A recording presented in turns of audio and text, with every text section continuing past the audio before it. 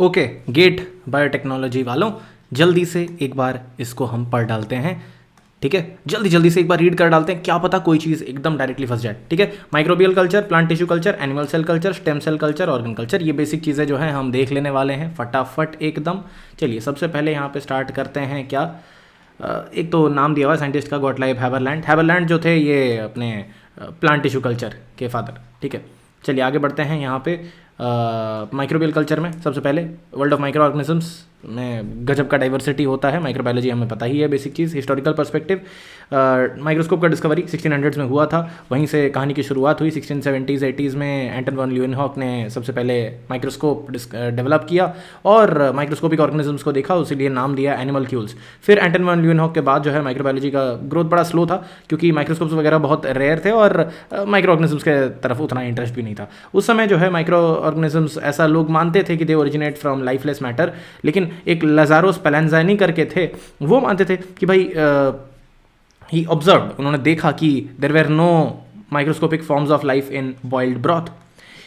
Middle और late 1800s में Louis pasture जो थे, उन्होंने क्या किया, एक्सपेरिमेंट किया और इन्होंने देखा माइक्रो ऑर्गेनिजम्स का इंपॉर्टेंस बताने के लिए ये काम किया। और फिर ये वाला एक्सपेरिमेंट किया था, मतलब this was a swan neck flask, है ना। इन्होंने इसमें सबसे पहले हीट किया, फ्लास्क को रहने दिया, कोई बैक्टीरियल ग्रोथ नहीं हुआ। हीट किया बॉइल्ड ब्रॉथ, फिर इसका ढक्कन, ये जो नेक है उसको काट के हटा दिया, फिर बैक्टीरियल ग्रोथ दिखा। और यहाँ पे हीट किया, टिल्ट किया, तो उस केस में भी बैक्टीरियल ग्रोथ हुआ, क्योंकि यहाँ पे एंटर कर पाए। तो बात वही है इस केस में। इन्होंने बताया था germ theory of disease, Louis Pasteur ने। ठीक है, अब बात वही है, बैक्टीरियल ग्रोथ उन्हें देखने को मिला इधर। तो his Pioneer work further prove that micro organisms were present in the air and could cause diseases. Based on this experiment pasture disproved the theory of spontaneous generation. बोले स्पॉन्टेनियस जनरेशन बोल के कुछ नहीं होता है, जर्म थ्योरी ऑफ डिजीज बताया उन्होंने। ये बताया कि माइक्रो ऑर्गेनिजम्स जो है these were the cause for infectious disease.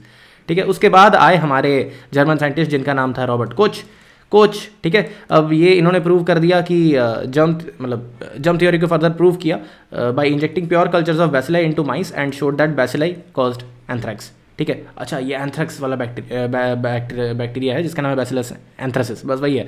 तो बात वही है, कोच ने पॉस्टुलेट दिया और कुछ प्रिंसिपल्स दिए, जिससे कि इन्होंने बताया कि micro organisms are the causative agents for diseases. Koch ने क्या क्या बताया, micro organism must be present in abundance in all organisms suffering from disease but should not be present in healthy organisms. अरे भाई, बीमार में प्रेजेंट होगा, healthy में नहीं प्रेजेंट होगा। दूसरा क्या है, micro organism must be isolated from a diseased organism and grown in pure culture. अरे उसको आइसोलेट करके ग्रो कर सको। ठीक है, पहला पोस्टुलेट क्या है, जो भी डिजीज में है, डिजीज वाले में होगा, बहुत ज़्यादा होगा, और हेल्दी में नहीं होगा। दूसरा पोस्टुलेट क्या था कोच का, isolated from a diseased organism and grown in pure culture. मतलब आप डिजीज्ड वाले ऑर्गेनिज्म से उसे आइसोलेट कर सको और उसे प्योर कल्चर में ग्रो कर सको। Clear. Next, cultured micro organism should cause disease when introduced into healthy organism. अरे भाई, माइक्रो ऑर्गेनिज्म को आप लोगे और उसको एक हेल्दी ऑर्गेनिज्म में डालोगे तो उसमें डिजीज कॉज करना चाहिए, बीमारी कॉज करना चाहिए। और चौथा क्या है, micro organism must be reisolated from the inoculated disease experimental host and identified as being identical to the original specific causative agent. मतलब वहाँ से भी आप आइसोलेट करोगे तो रीआइसोलेट करके आप उसको आइडेंटिफाई करोगे एज आइडेंटिकल। सीधी सी बात है, यहाँ पे एग्जाम्पल है, पिक्टोरियल रिप्रेजेंटेशन है इसका। ये डिजीज एनिमल है, सस्पेक्टेड पैथोजन है, आरबीसीज वगैरह है। यहाँ पे कल्चर सैंपल आप देख रहे हो, यहाँ पे कल्चर पैथोजन मिला, इनोकुलेट किया हेल्दी एनिमल को सस्पेक्टेड पैथोजन के साथ, ये भी डिजीज हो गया। इसमें सस्पेक्टेड पैथोजन को लिया, कल्चर ऐसे करके आया। हेल्दी एनिमल में वही बात है, हेल्दी एनिमल में कोई पैथोजन नहीं थे। कोच के चार पोस्टुलेट्स हमने यहाँ पे देख भी लिया प्रैक्टिकली। चलिए आगे बढ़ते हैं। फिर माइक्रोबायोलॉजी के डेवलपमेंट के दौरान based on the suggestions made by Pasteur and Koch, period of late 1800s and early decade of 1900, इसी को गोल्डन एज ऑफ माइक्रोबायोलॉजी कहते हैं। इसी समय जो है बहुत सारे पॉजिटिव एजेंट्स वगैरह डिस्कवर किए गए थे। 19th सेंचुरी में बैक्टीरियोलॉजिस्ट जो थे ये they attempted the use of food और material to grow bank microbes. मतलब लुई पैस्चर ने मीडिया बनाया जिसमें यीस्ट, ऐश, अमोनियम सॉल्ट ये सब डाला था। मीडियम कंटेंट बेसिक न्यूट्रिएंट्स और माइक्रोबियल ग्रोथ, जैसे कार्बन सोर्स में शुगर, नाइट्रोजन में अमोनियम सॉल्ट और विटामिन में ऐश। तो in order to develop more versatile basal medium, फिर एक फर्डिनेंड कॉर्न करके थे, उन्होंने पैस्चर के मीडियम को मॉडिफाई किया, है ना, अलग अलग टाइप के शुगर वेरी किए। रॉबर्ट कोच ने ऑब्जर्व किया कि broth based on fresh beef serum या फिर मीट एक्सट्रैक्ट, ये भी ऑप्टिमल ग्रोथ के लिए यूज़ किए जा सकते थे। Use of solid media instead of liquid medium also proved an important milestone, है ना, बैक्टीरियोलॉजी में। कोच ने रिकग्नाइज किया difficulties of using broth media for isolation of pure cultures and considered use of solid media alternative. ठीक है, तो bacillus anthracis के isolation के समय कोच ने इवेल्युएट किया media with coagulated egg albumin, starch paste and aseptically cut slice of potato, but it proved that to be relatively poor at recovering pathogenic bacteria। हाँ, recover करने में बड़ा सही नहीं था। After that Koch further developed medium with meat extract and gelatin, है ना, वो जेलेटिन जो है वो कोलेजन से बनता है स्किनर बोन्स के। तो फिर उसी डेवलपमेंट के दौरान फाइनली अगार रिप्लेस किया। अगार जब आया तो फिर मजा ही आ गया। अगार जो है ये सॉलिड सपोर्ट की तरह बन गया माइक्रोबायोलॉजिकल मीडिया के लिए, और it does not provide nutrients necessary for bacteria to grow. तो इसीलिए जो है अलग से फिर बनाया और चीज़ें मिलाए, है ना, न्यूट्रिएंट अगार वगैरह बना। तो based on observation of growth of bacteria on solid media, Koch coined the term colony to describe pure and discrete growth. अच्छा, कोच ने कॉलोनी का नाम दिया, बैक्टीरियल कॉलोनीज वगैरह बनते हैं। तो important development in the improvement of microbial culture occurred in 1887, जब पेट्री ने एक ग्लास प्लेट को मॉडिफाई करके पेट्री प्लेट बना दिया, पेट्री डिश बना दिया। फिर जो है ये शैलो सर्कुलर ग्लास डिश, है ना, ऐसे करके उसका फिटिंग इस तरीके से होता है कल्चर कंडीशंस के लिए। इसको सबसे ज़्यादा कॉमनली यूज़ करते हैं। इसके बाद जो है और भी चीज़ें हुई, बहुत सारे मीडिया जो थे 19th सेंचुरी में जो यूज़ हो रहे थे नॉन सिलेक्टिव थे, है ना, तो बहुत सारे रेंज ऑफ बैक्टीरिया को ग्रो कराने के लिए थे। लेकिन उसके बाद एडवांसेस हुए कल्चर मीडिया में। 20th सेंचुरी जब शुरू हुआ, बेजरिंग जो थे उन्होंने एक मीडियम बनाया without nitrogenous compounds for isolating root nodule bacterium rhizobium, है ना, that inhibited growth of non nitrogen fixing micro organisms, मतलब स्पेसिफिकली किसी को अगर ग्रो कराना हुआ तो। फिर इन्होंने इस चीज़ पे डिफरेंशिएट किया कि कुछ माइक्रो ऑर्गेनिजम्स कार्बन डाइऑक्साइड को कार्बन सोर्स की तरह यूज़ कर पा रहे हैं या नहीं। उसके बेसिस पे उन्होंने यहाँ पे चीज़ों को, बैक्टीरिया को आइडेंटिफाई किया। एक और सिलेक्टिव मीडियम बनाया जहाँ पे प्योर कल्चर को आइसोलेट किया, सल्फर ऑक्सीडाइजिंग बैक्टीरिया थायोबैसिलस डीनाइट्रिफिकेंस, थायो सल्फर, हाँ समझ गए। तो उसके बाद जो है मैककॉन्की आए। मैककॉन्की ने बाइल सॉल्ट्स यूज़ किया to select lactose fermenting bacteria in faecal sample, MacConkey. ठीक है, और फिर चर्चमैन इन्होंने क्या किया, ट्राइफिनाइल मीथेन, ठीक है, जंक्शन वायलेट और ब्रिलियंट ग्रीन डाइज ऐसे भी यूज़ किया जो कि इनिबिटरी थे ग्राम पॉजिटिव बैक्टीरिया के लिए। फिर म्यूलर ने यहाँ पे आयोडीन और सोडियम थायोसल्फेट यूज़ करके टेट्राथायोनेट एक ऐसा बनाया जिससे कि ये ऑर्गेनिज्म को सिलेक्ट कर सके जिसके पास एंजाइम है टेट्राथायोनेस। तो इस तरीके से ये लोग काम कर रहे थे। बात वही है, researchers they started to consider the importance of growth factors upon bacterial nutrition. ठीक है, फिर इलेक्ट्रॉन माइक्रोस्कोप आया 1940s में, है ना, बहुत सारी चीज़ें पता चली। Study and culture methods for viruses were also introduced and knowledge of viruses also developed. ठीक है ना। फिर 1950s में mechanisms of coenzymes important in bacterial growth, ये कोएंजाइम्स वगैरह के बारे में पता चलने लगा।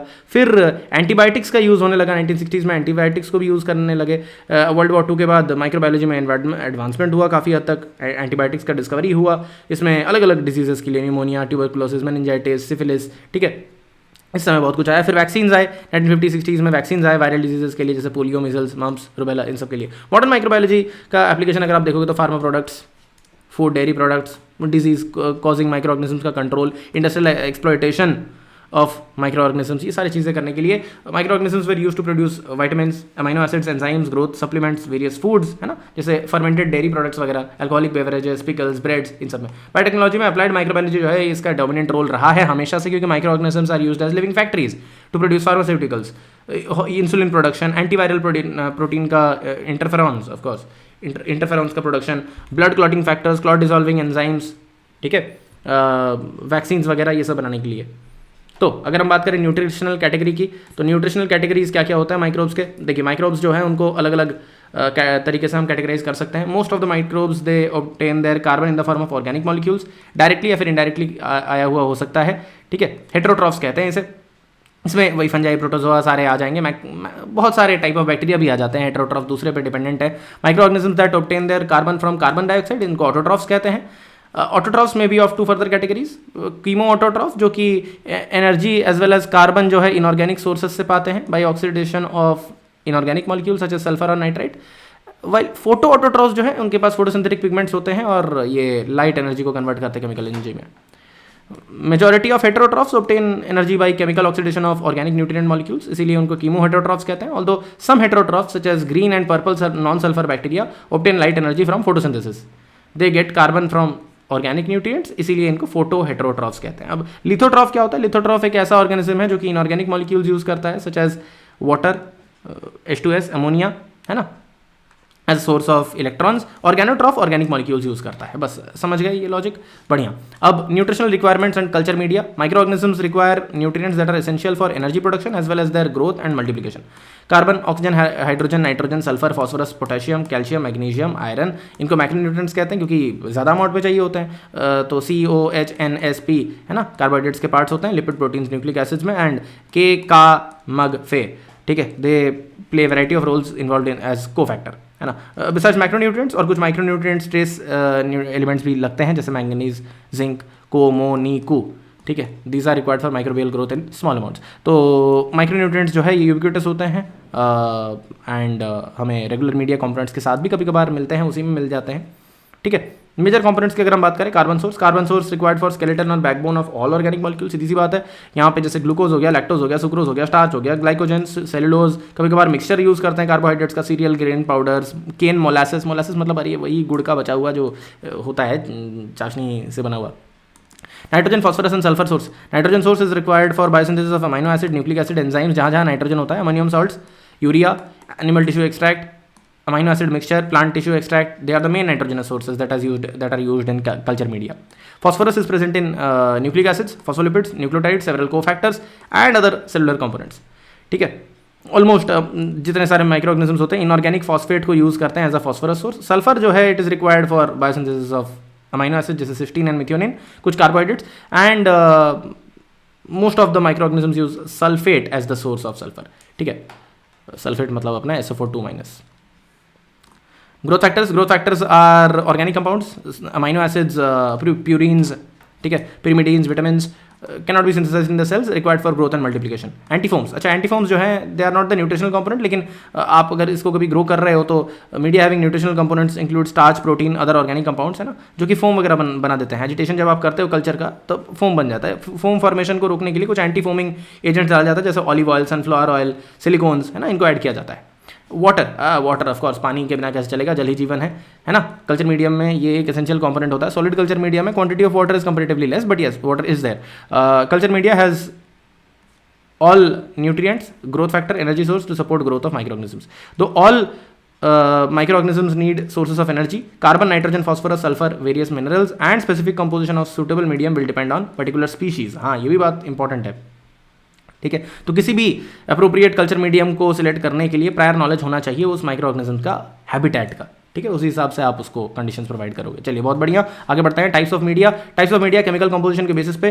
कल्चर मीडिया दो टाइप के, सिंथेटिक, केमिकली डिफाइंड। सिंथेटिक मतलब अरे बस इसका पूरा रेसिपी अवेलेबल है। Media in which all chemical components are known is called defined media. और synthetic media some micro organism specifically photolithotrophic autotrophs जैसे cyanobacteria, they can be cultured on a media containing carbon dioxide as carbon source, nitrate और ammonia as nitrogen source, sulphate, phosphate and number of minerals, ठीक है। Variety of heterotrophs may be cultured into a media with glucose as carbon source and ammonium salt as nitrogen source. Defined media are used widely in research and prepared by mixing various components according to requirements for experimental micro organism. जैसे M9 media होता है, ये use करते हैं हम E coli के लिए। BG11 media जो होता है ये हम यूज़ करते हैं ब्लू ग्रीन एल्गे साइनोबैक्टीरिया के कल्टीवेशन और मेंटेनेंस के लिए। डिफाइंड मीडिया है, सिंथेटिक मीडिया है, एकदम पूरा हिसाब से है। अब यहाँ पे अगर आप देखोगे कॉम्प्लेक्स मीडिया जिसमें some constituents with unknown chemical composition are present, ठीक है। ये यूजफुल होते हैं क्योंकि एक सिंगल कॉम्प्लेक्स मीडिया में भी ऑलमोस्ट सारे कॉन्स्टिट्यूएंट्स तो होते ही हैं जैसे कि न्यूट्रिशनल नीड्स फुलफिल हो जाए। अनडिफाइंड कंपोनेंट्स क्या क्या होता है जैसे peptone, beef extract, east extract, इसका कंपोजिशन कहाँ से निकालोगे। पेप्टोन्स जो है प्रोटीन हाइड्रोलाइजेट्स होते हैं, ठीक है, पार्शियल प्रोटीलिसिस करते हैं मीट का, कैसीन का, जेलेटिन का, कुछ और प्रोटीन सोर्सेज का, है ना। एंड ये कार्बन, एनर्जी, नाइट्रोजन सोर्सेज का काम करते हैं। Beef extract and yeast extract are aqueous extracts of beef and brewer's yeast, है ना। बीफ एक्सट्रैक्ट में amino acid, peptide, nucleotide, organic acid, vitamins, minerals. Yeast extract में ये भी एक रिच सोर्स होता है विटामिन, नाइट्रोजन, कार्बन कंपाउंड्स का, ठीक है। तो एग्जांपल्स न्यूट्रिएंट ब्रॉथ, ट्रिप्टिक सोय ब्रॉथ, NB, TSB, ठीक है, और मैककॉन्की अगर, ठीक है। अब ल्यूरिया बटनी मीडियम जो है ये कॉमनली यूज्ड मीडियम होता है, LB अपना, ठीक है। LB medium first developed by Giuseppe Bertani. इसमें 10% tryptone peptone, 5% yeast extract and 10% NaCl होता है। Potato dextrose agar PDA is also use for identification, cultivation and enumeration of various fungi, ठीक है। ये भैया जो है फंजाई के लिए यूज होते हैं। चलिए बढ़िया, आगे बढ़ते हैं। कंसिस्टेंसी के बेसिस पे तीन टाइप के, लिक्विड मीडिया और ब्रॉथ, दूसरा सॉलिड मीडिया, ठीक है, और एक होता है सेमी सॉलिड अगार मीडिया। बढ़िया, आगे बढ़ते हैं। लिक्विड मीडिया जो है इसमें अगार नहीं ऐड करते। इनोकुलेशन और इंक्यूबेशन करने के बाद, इनोकुलेशन मतलब इंट्रोड्यूस करना माइक्रो ऑर्गेनिज्म को, इंक्यूबेशन मतलब थोड़े टाइम तक ठहरने देना। Growth of cells becomes visible in the broth. Solid media, surface cultivation के लिए solid culture media is required for preparation of solid media. Liquid media को सॉलिडिफाई करते हैं, थोड़ा सा 1 से 2% अगार डालते हैं। अगार क्या है? सल्फेटेड पॉलीमर होता है डी गैलेक्टोज का, डी गैलेक्टोज, और दूसरा होता है 6 एनहाइड्रो एल गैलेक्टोज, ठीक है, और डी ग्लूकोरोनिक एसिड होता है, generally extracted from red algae, Gelidium Gracilaria, ठीक है, इन दोनों से मिलता है। Solid media are used for making agar slant, slope या फिर अगार स्टैब। स्लैंट जैसे भी बनाया जाता है, स्लोप भी बनाया जाता है, स्टैब भी बनाया जाता है। It is preferred as a solidifying agent as most of the micro organisms can not degrade it. बस खा नहीं सकते ना, तो इसलिए अच्छा है। कुछ सॉलिडिफाइंग एजेंट जैसे आजकल सिलिका जेल वगैरह भी यूज़ किया जाता है, but agar is most common. Similar semi solid agar media की अगर हम बात करें, सेमी सॉलिड मीडिया जो है they are prepared by adding 0.5% of agar in the media. This type of media may be selective as it promotes growth of one organism and may retard the growth of other organism. हाँ, तो ये बड़ा important है, ये इस तरीके से selective हो गया ना, एक को ग्रो करने दिया, दूसरे को नहीं करने दिया, एक का सिलेक्शन दूसरे का rejection. On the basis of application and function culture media को क्लासिफाई करते हैं अलग अलग टाइप से। एक हो गया वही सिलेक्टिव मीडिया की बात करेंगे। सिलेक्टिव मीडिया क्या होता है? It favours the growth of a particular type of microbe, है ना। They provide nutrients that increase growth of a particular type of micro organism and suppress all other micro organism that are present in the culture. एक को बढ़ाओ, दूसरे को मारो, ठीक है। This medium is useful for isolating a specific micro organism from a mixed population, thus isolation of cellulose digesting bacteria. Medium containing only cellulose as carbon and energy source is used, जैसे Endo agar, eosin, methylene, blue agar, और एक होता है MacConkey agar, ठीक है। They are used for growth of E coli and similar bacteria. ये हो जाते हैं आपके सिलेक्टिव मीडिया के examples. Certain media that contain bile salts और dyes such as basic fuchsin and crystal violet are used to suppress growth of gram positive but encourage growth of gram negative. तो इस तरीके के selective media होते हैं, एक को encourage करेंगे, दूसरे को सप्रेस कर देंगे। अरे अपना द्रोणाचार्य जैसा, हाँ, अर्जुन वर्सेस क्या कहते हैं, अर्जुन वर्सेस एकलव्य, ठीक है। हाँ, differential media are used to distinguish between different groups of micro organisms on the basis of their appearance on the medium as well as their biological characteristics which permit the identification of micro organism. For example, अगर एक mixture है bacteria का, इसको inoculate कर दिया आपने blood containing अगार में, जिसको ब्लड अगार कहते हैं। सम बैक्टीरिया में नॉट हेमोलाइज या फिर डिस्ट्रॉय रेड ब्लड सेल्स, कुछ कर देते हैं हेमोलाइज, कुछ नहीं करते। This medium distinguishes between haemolytic and non haemolytic. अरे भाई, किसी को सप्रेस नहीं किया, लेकिन एक विजुअल कैरेक्टर के बेसिस पे हमने कर दिया ना।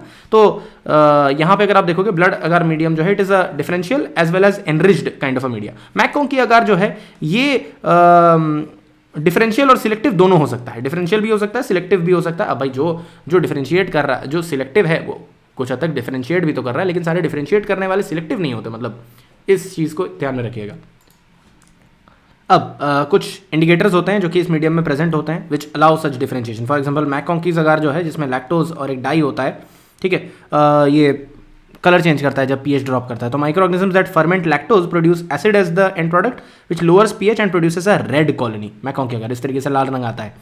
Micro organisms that fail to ferment lactose produce colourless colony. Dye in MacConkey agar also inhibits the growth of gram positive, इसीलिए ये सिलेक्टिव भी है और डिफरेंशियल भी है, इंपॉर्टेंट है। चलिए, एनरिचमेंट मीडियम में न्यूट्रिशनल एनवायरनमेंट जो है इसको एडजस्ट किया जाता है in order to selectively enhance the growth of a certain micro organisms within the mixed inoculum. Enrich किया जाता है, जैसे addition of plant and animal tissue extract to nutrient broth and nutrient agar media provides additional nutrients which enhance the growth of fastidious heterotrophic bacteria, ठीक है। Blood agar जो है it is also an enrichment media. Sterilization method, जल्दी से अब बात वही है, माइक्रोबियल स्टडी में सारा मीडिया, वर्किंग सरफेस, ग्लासवेयर, प्लास्टिकवेयर सबको फ्री करना पड़ेगा कॉन्टामिनेंट से, और इसीलिए जो है हम स्टेरिलाइजेशन टेक्निक्स यूज़ करते हैं, ठीक है। स्टेरिलाइजेशन एक ऐसा प्रोसेस है जिसमें सारे living organisms including bacterial spores को भी स्पोर्स तक किल कर देते हैं या फिर रिमूव कर देते हैं। डिसइंफेक्शन क्या है? It is defined the process of elimination of most pathogenic micro organisms excluding bacterial spores. हाँ, स्पोर के ऊपर काम नहीं करता, फ्रॉम नॉन लिविंग ऑब्जेक्ट्स। अच्छा, नॉन लिविंग ऑब्जेक्ट, ठीक है, के ऊपर के सरफेस वगैरह से। तो disinfection can be achieved by physical और केमिकल मेथड्स। डिकॉन्टामिनेशन क्या है? Process of elimination of contaminating pathogenic micro organisms from equipments and surfaces by process of sterilisation और डिसइंफेक्शन। अब दोनों मेथड्स को यूज करके हम डिकॉन्टामिनेशन कर सकते हैं। सैनिटाइजेशन क्या होता है? प्रोसेस ऑफ केमिकल और mechanical cleaning by sanitisation.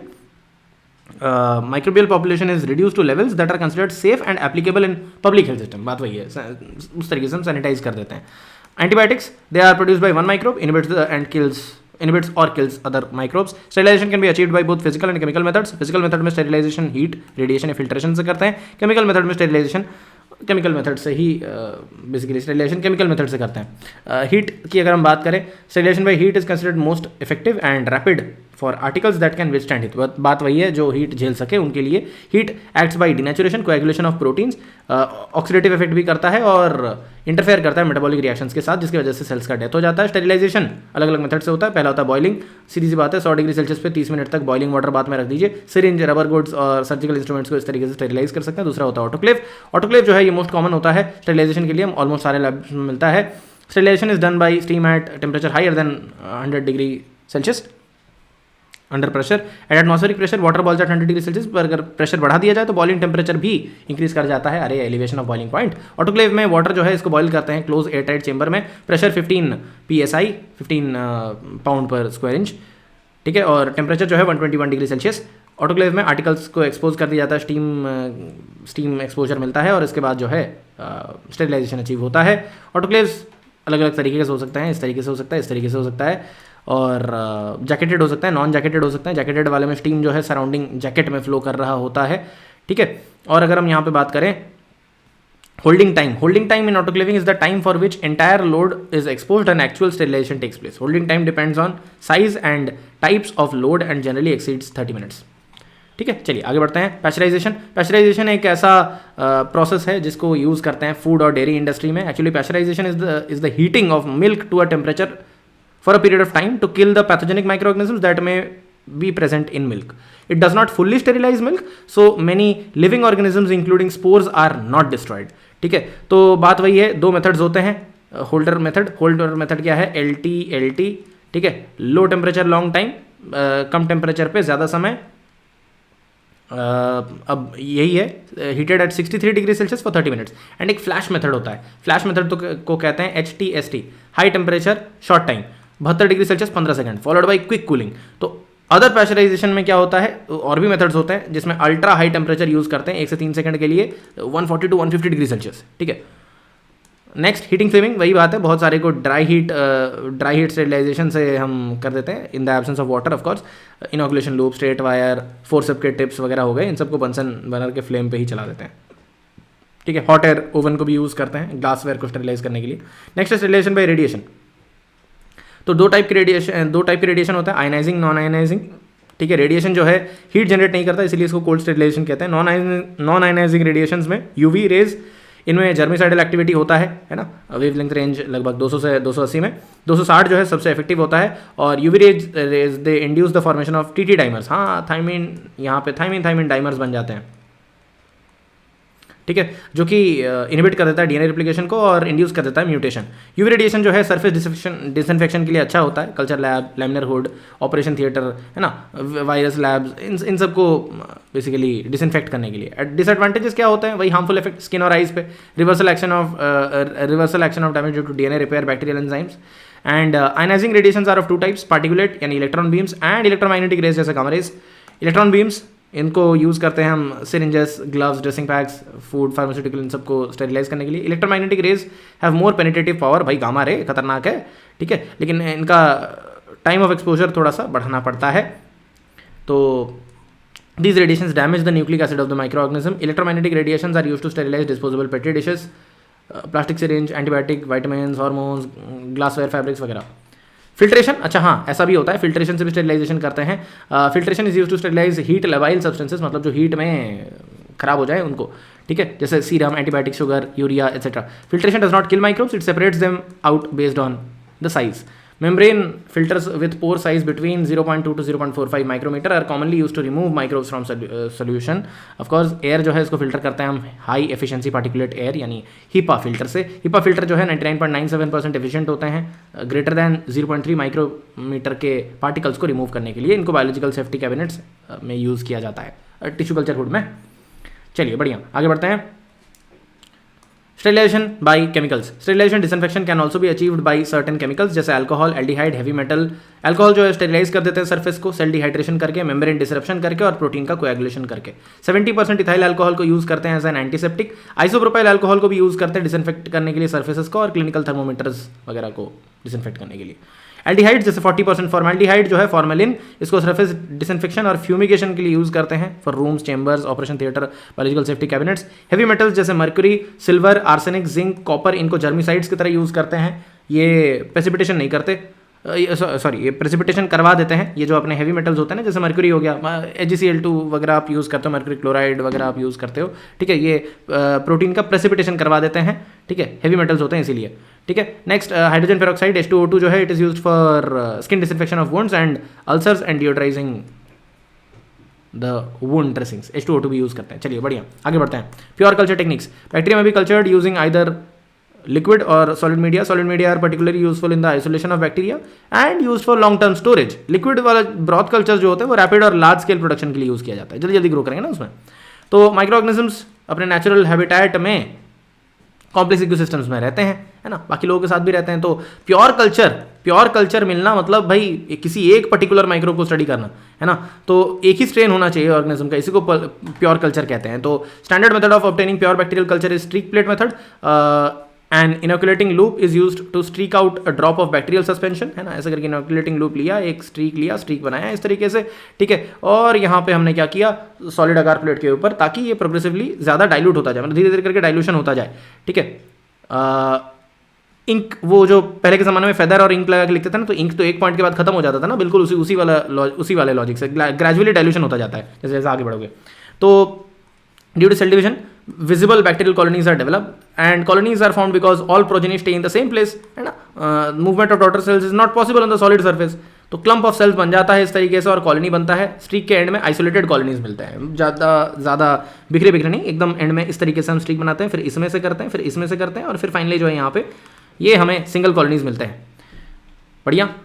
Alternative method क्या होता है आइसोलेशन ऑफ प्योर कल्चर का? Pour plate method. In this method the original microbial sample is diluted several times to dilute the population sufficiently in order to obtain separate colonies upon plating. Small volumes 1 ml जो है use किया जाता है dilution का, is then poured on the bottom of the petri platea dish. After that, the melted medium with agar is poured on top and then mixed gently in circular motion. After incubation, isolated cells grow into colonies which can be used to establish pure cultures. बात वही है, सीधी सी बात है। पोर plate कर रहे हो, यहाँ पे पोर कर रहे हो, अगार पोर किया इस तरीके से, फिर उसके बाद इनका इस तरीके से हर एक केस में आप यहाँ पे ऐड कर रहे हो। This is known as serial dilution. देखिए जो आपको यहाँ पे दिख रहा है ये है सीरियल डाइल्यूशन। सीरियल डाइल्यूशन में हम क्या कर रहे हैं, 9 ml सलाइन 1 ml, मतलब क्या है 1:9। 1:9 मतलब 1/10, सीधी सी बात है। 1/10 मतलब इतना डाइल्यूशन आप कर रहे हो, 10⁻⁻1 का डाइल्यूशन करते जा रहे हो हर बार। तो हर बार आप जब करोगे तो फाइनली जो हो रहा होगा उसमें आप मल्टीप्लाई कर दोगे ना उसको, 10⁻⁻1 इंटू 10⁻⁻1 इंटू 10⁻⁻1 एंड, है ना। नेक्स्ट क्या है, इस तरीके से आपको फाइनली जो है कॉलोनीज मिलेंगे। यहाँ पे थोड़ा ज़्यादा ही आइसोलेटेड तरीके से मिलेंगे, which is what we require, इसीलिए सीरियल डाइल्यूशन किया जाता है, ठीक है।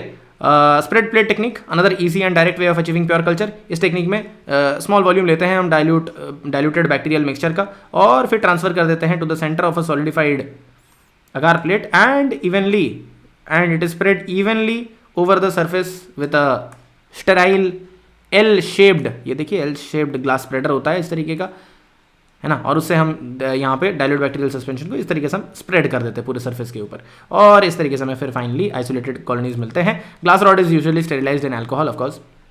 फैक्टर्स अफेक्टिंग माइक्रोबियल ग्रोथ, बात वही है, अलग अलग फैक्टर से यहाँ पे इफेक्ट हो सकता है। पहला टेम्परेचर जो है, minimum and maximum growth temperature microorganism का जनरली 25 से 45 के रेंज में होता है। Growth rate increases with temperature until the optimum temperature is achieved, यही वाला ग्राफ होता है, and beyond that the growth rate declines again due to loss of enzymatic activity. Majority of the microorganisms achieve optimal growth in the range of about 20 से 25, इन्हीं को middle class कहते हैं, मेसोफाइल्स। Some microorganisms would be capable of growing at about 40 to 80 degree Celsius, optimum temperature 50 से 65, इसी को thermophile कहते हैं। कुछ एक्सट्रीम थर्मोफाइल्स भी होते हैं, ठीक है। pH, growth of organisms is strongly influenced by the pH. Fungi can tolerate wide range of pH variation as compared to bacteria.